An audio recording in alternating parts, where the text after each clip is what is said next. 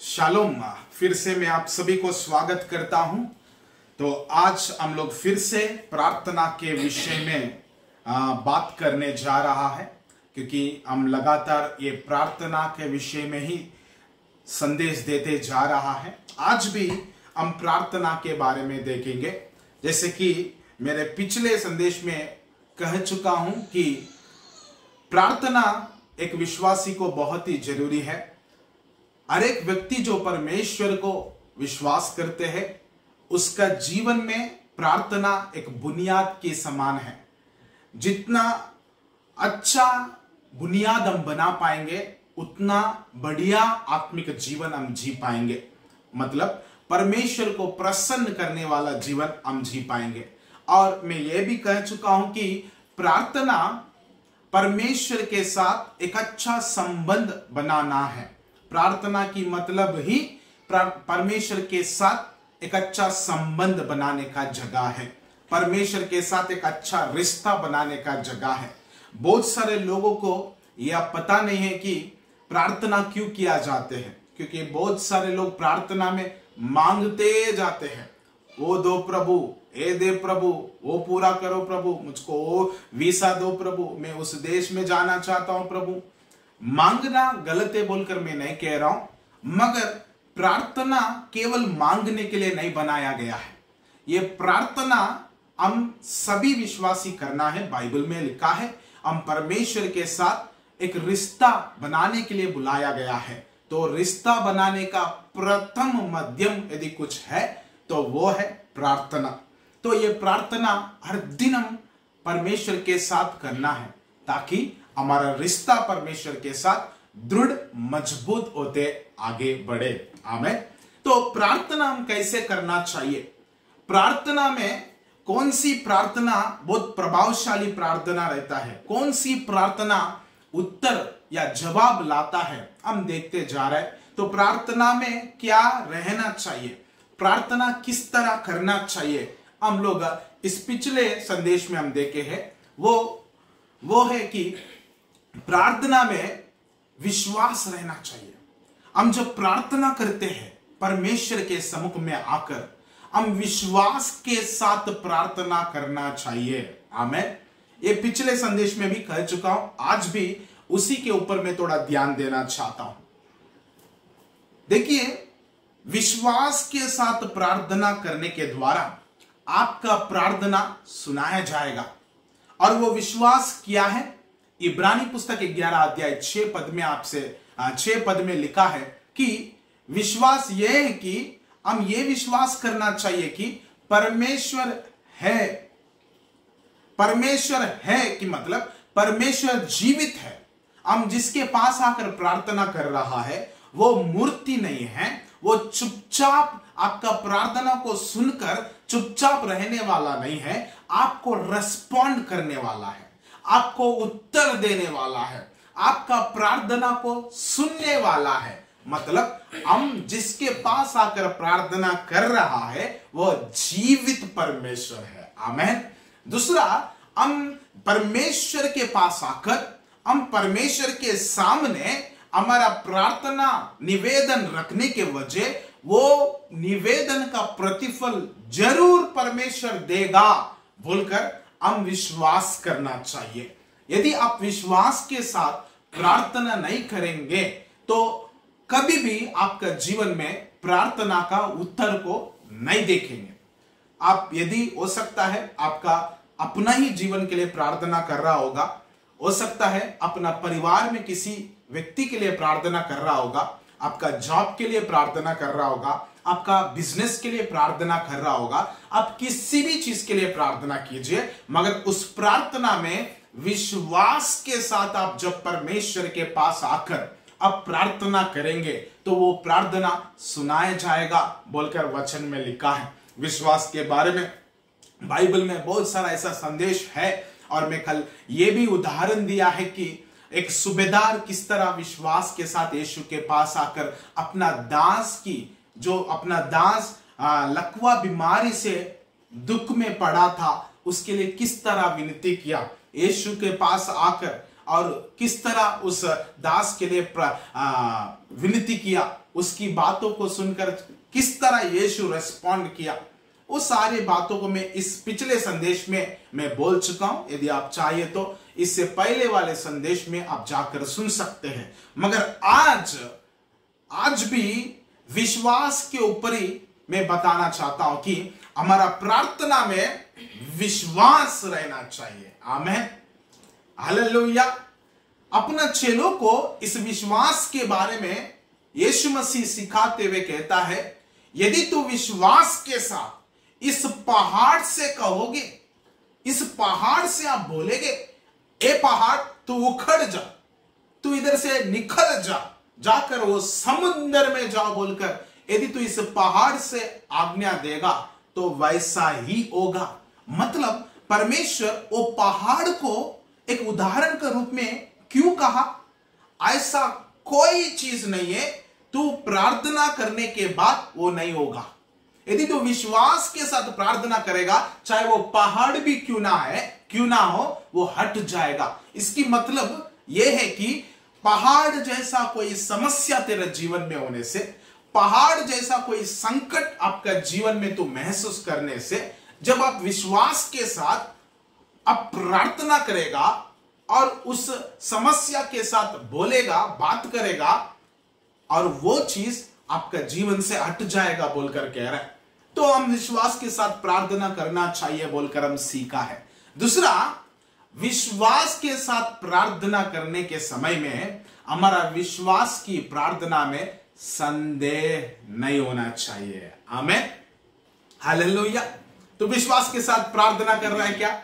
बहुत बढ़िया। विश्वास के साथ परमेश्वर के सम्मुख में आकर अपना जीवन को सारे परिवार को समर्पण कर रहा है क्या? बहुत अच्छा। मगर जिस चीज के लिए तू प्रार्थना कर रहा है, जिन विषयों को प्रभु का आगे रख रहा है, विश्वास के साथ तो रख रहा है, मगर आप यदि संदेह करने से प्रार्थना करने के बाद या करते समय ये होगा या नहीं होगा, ये सुनाया जाएगा क्या, इसका उत्तर आ पाएगा क्या, मतलब विश्वास तो किया मगर वो विश्वास में संदेह भी जुड़ गया, ऐसा प्रार्थना में परमेश्वर कार्य नहीं करेगा। उदाहरण के लिए आज मैं एक व्यक्ति को आपका आगे लेके आना चाहता हूं ताकि आप समझ सके कि आपकी विश्वास की प्रार्थना में संदेह कभी ना आए। क्योंकि वचन में लिखा है 21 मत्ती रचित सुसमाचार 21 अध्याय और 22 पद में, 21 अध्याय का 21 पद में ऐसे लिखा है, यीशु ने उनको उत्तर दिया, मैं तुमसे सच कहता हूं, यदि तुम विश्वास रखो और संदेह ना करो तो ना केवल या करोगे जो इस अंजीर के पेड़ से किया गया है, परंतु यदि उस पहाड़ से भी कहोगे उखड़ जा और समुद्र में जा पड़ तो यह हो जाएगा। विश्वास के समय में आप संदेह नहीं करना। आप जब विश्वास के साथ प्रार्थना करेगा तब संदेह नहीं करना चाहिए। एक व्यक्ति है बाइबल में, मार्कुस रचित सुसमाचार 9 अध्याय। इस व्यक्ति का जीवन में एक बहुत बड़ा दुख का बात है। उसका बेटा के लिए, उसका बेटा को छोटा समय से एक दुष्टात्मा बहुत ही सता रहा है। ये दुष्टात्मा उसको बहुत ही सता रहा है। तो उस समय में उसने यीशु का खबर सुना। जैसे वो यीशु का खबर सुना, वो तुरंत क्या करने लगा कि अपना बेटे को यीशु के पास लाने के लिए प्रयास किया और यीशु के पास लाया। जब यीशु उस जगह में मौजूद नहीं होने के कारण उनके चेलों के पास लेके गया और उनके चेले उनको चंगा नहीं कर पाया, तो यीशु मसीह तुरंत उसी समय में आया। तो यीशु के पास बड़ी विश्वास के साथ लेके गया। वो जिस तरह आया अपना बेटा को लेकर, उस बेटा का लाइफ में एक बीमार थी, एक दुष्टात्मा उसको बहुत सताती थी। अब देखिए मार्कुस रचित सुसमाचार 9 अध्याय में 15 पद में इसे लिखा है, उसे देखते ही सब बहुत ही आश्चर्य करने लगे और उसकी और दौड़कर उसे नमस्कार किया। उसने पूछा, तुम इनसे क्या विवाद कर रहे हैं?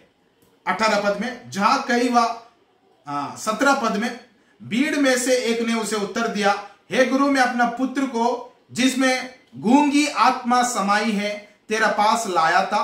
जहां कहीं वह उसे पकड़ती है वही पटक देती है, और वह मुंह में फेन बरलाता और दांत पीसता और सूखता जाता है। मैंने तेरे चेलों से कहा कि उसे निकाल दे। मतलब इस व्यक्ति को एक अलग प्रकार की दुष्टात्मा पकड़ा, उसका अपना बेटा को वो ऐसा देखने नहीं चाहा, तो इसलिए यीशु के पास तो लाया। मतलब वो जिस तरह यीशु के पास आया, कोई नहीं कह सकता है कि यह आदमी के पास विश्वास नहीं है, क्योंकि सच में उसको विश्वास नहीं होता तो वो वहां तक नहीं पहुंचता। जरूर कहीं ना कहीं वो सुना कि यीशु का पास ले जाने से उसको ठीक होगा, उसका जीवन में कार्य होगा, इसलिए तो आया है। मगर इस व्यक्ति के अंदर में समस्या क्या है कि वो आया यीशु के पास और अपना विनती को भी लेके आया, अपना प्रार्थना निवेदन को भी लाया, मगर इस व्यक्ति के पास विश्वास भी है और वो विश्वास में संदेह भी है।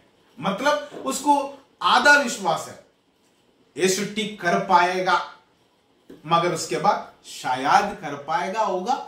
एक बार देखिए, इधर लिखा है 9 अध्याय का 23 पद में ऐसे लिखा है, 22 पद में ऐसे लिखा है, उसने इसे नष्ट करने के लिए कभी आग और कभी पानी में गिराया, परंतु यदि तू कुछ कर सके तो हम पर तरस खाकर हमारा उपकार कर। यदि तू कर सके, मेरा बेटा को तू यदि चंगाई कर सके, इसकी मतलब सिंपल है, आपसे होगा तो कीजिए, नहीं होगा तो दूसरा जगह देख लूंगा, क्या करे। ऐसे वाली प्रार्थना में जवाब आना मुश्किल है। आपका विश्वास में संदेह है, आप संदेह कर रहे हैं, अरे मैं तो प्रार्थना किया मगर होगा क्या, ऐसा प्रार्थना आपने किया क्या, तो जरूर वो उसका जवाब नहीं आएगा। आपका प्रार्थना में विश्वास के साथ प्रार्थना करना जरूरी है, और आपका विश्वास के साथ आप जब प्रार्थना करते हैं, उस किया हुआ प्रार्थना में आप कभी संदेह नहीं करना चाहिए। अब देखिए यीशु मसीह उसका जवाब क्या दिया 23 पद में। मार्कुस रचित सुसमाचार 9 अध्याय का 23 पद में ऐसे लिखा, यीशु ने उससे कहा, यदि तू कर सकता है, ये क्या बात है, या क्या बात है, विश्वास करने वालों के लिए सब कुछ हो सकता है। आमेन। तू संदेह ना करते हुए यीशु के पास आकर आप अपना जीवन को समर्पण करके आप जो कुछ भी प्रार्थना करेगा वो सुनाया जाएगा। यदि वो सही नहीं है तो परमेश्वर बता देगा ये आपके लिए ठीक नहीं होगा, यदि वो सही है आपके लिए जरूर परमेश्वर करेगा। आमेन। क्योंकि वो वादा दिया, मुझे पुकारो मैं तुझे उत्तर दूंगा, मुझे जो कुछ तू मांगेगा मैं तेरे लिए उसको करूंगा, परमेश्वर खुद कहा। तो आपका प्रार्थना में विश्वास होना जरूरी है। दूसरा, उस विश्वास की प्रार्थना में संदेह नहीं होना चाहिए। ये देखिए, ये व्यक्ति आया यीशु के पास, इतना अद्भुत अपॉर्चुनिटी को वो पाने वाला था, वो बहुत बड़ा अद्भुत कार्य को अपने जीवन में, अपना बेटा का जीवन में देखने जा रहा था, मगर इसके विश्वास में संदेह है। आखिर में वो अंगीकार करता है, वो व्यक्ति, मेरा विश्वास के प्रति मुझे क्षमा कर, मुझे विश्वास करने का सामर्थ्य दे। आमेन। यदि सच में आप भी आपका प्रार्थना में विश्वास तो कर रहे हैं, ज्यादा संदेह कर रहे हैं, क्या ये हो सकता है कि नहीं हो सकता है, ये जरूर होगा क्या, 100% होने का चांसेस है क्या, आप खुद ही सवाल कर रहे हैं, तो आप भी उस व्यक्ति के समान प्रार्थना करना है। प्रभु, मेरे अंदर में बहुत सारा विश्वास आ रहा है, संदेह आ रहा है, मुझे माफ कीजिए, मुझे शक्ति दीजिए कि मैं विश्वास कर सकूं। मैं जो कुछ तेरे आगे रखा हूं वो आप सुना है, और उसकी अनुसार जो मेरे लिए अच्छा है उसकी उत्तर आप देने जा रहे हैं। मैं बिल्कुल शक ना करे, मैं बिल्कुल संदेह ना करे, प्लीज प्रभु मुझे सहायता कर बोलकर प्रार्थना करना है। आप किसी भी विषय को परमेश्वर के आगे रखिए। मेरे ख्याल से परमेश्वर, जब हम विश्वास के साथ प्रार्थना करते हैं और संदेह ना करते हुए हम जब प्रभु का सामने हमारा निवेदन को पहुंचाता है, जरूर परमेश्वर उत्तर देगा। आमेन। यदि आपके लिए सही नहीं है वो चीज, डायरेक्टली परमेश्वर के दास के द्वारा, वचन के द्वारा और किसी और माध्यम के द्वारा परमेश्वर खुद आपसे बताएगा कि ये आपके लिए सही नहीं है। यदि वो आपके लिए सही है, या जो भी चीज परमेश्वर के आगे तू मांग रहा है, अपना जीवन के लिए, परिवार के लिए, किसी भी चीज के लिए तू परमेश्वर के आगे प्रार्थना कर रहा है, तो वो यदि आपके लिए ठीक रहेगा, ठीक होगा, तो जरूर परमेश्वर अद्भुत रीति से आपको उत्तर देगा, आपको जवाब देगा। हालेलुया। परमेश्वर इस वचन के द्वारा तुझे बहुत सारा आशीष दे। आइए प्रार्थना करेंगे। मैं चाहता हूं यदि आपका अभी तक आपका प्रार्थना में संदेह के साथ आप प्रार्थना किया, तो आज ही मैं चाहता हूं मैं आपके लिए प्रार्थना करूं, और इस प्रार्थना में आपका संदेह दूर करने के लिए मैं प्रार्थना करूंगा। तो आप भी इस प्रार्थना में शामिल हो जाए, ताकि अभी से जब कभी आप प्रार्थना में जाएगा, विश्वास के साथ प्रार्थना करना और संदेह ना करते हुए प्रार्थना करना। आमेन। तो आइए प्रार्थना करेंगे। सर्वशक्तिमान परमेश्वर पिता, अभी तक इस वचन में बना रहने के वजह इस व्यक्ति को ब्लेस कीजिए खुदा। प्रभु उनका प्रार्थना का जीवन को प्रभु पावरफुल बनाइए खुदा। प्रभु अपना प्रार्थना का जीवन में कभी वो हारने ना पाए खुदा। प्रतिदिन प्रार्थना विश्वास के साथ वो करने पाए खुदा। साथ ही साथ उसकी प्रार्थना में वो कभी संदेह ना करे खुदा। जो भी निवेदन तेरे आगे रखा है प्रभु आप जरूर सुनेगा, और प्रभु आप उत्तर देगा बोलकर वो विश्वास करे खुदा। मैं धन्यवाद करता हूं खुदा, जितने पिता परमेश्वर इन बातों को सुनकर उत्साहित हुआ, उनके जीवन में संदेह की पहाड़ को पिता परमेश्वर यीशु के नाम से मैं हटाता हूं खुदावन। आज से प्रभु उनकी प्रार्थना में, उनकी विश्वास में संदेह ना रहने पाए खुदा।